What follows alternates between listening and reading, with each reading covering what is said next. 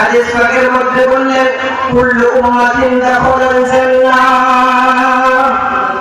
আমার সমস্ত উম্মতগুলো জান্নাতের মধ্যে প্রবেশ করবে ইল্লা মান আবা, শুধু জান্নাতে প্রবেশ করবে না যারা অস্বীকার করে। ইয়া রাসূলুল্লাহ, তারা অস্বীকার করে। قال رسول الله صلى الله عليه وسلم من أطاعني دخل الجنة। যারা আমার ইতাআত করে, যারা আমার কথা মানে তারা জান্নাতে যাবে।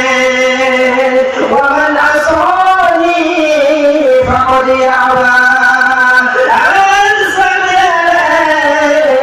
যারা আমার কথা মানবে, যারা আমার ইতাআত করবে তারা জান্নাতে প্রবেশ করবে, আর যারা আমার কথা মানবে তারা জান্নাতে যেতে পারবে না। আজকে বলেন যে নবী এই রকম উম্মতের জন্য মায়া, সেই নবীর কথা আপনার আমার মানার দরকার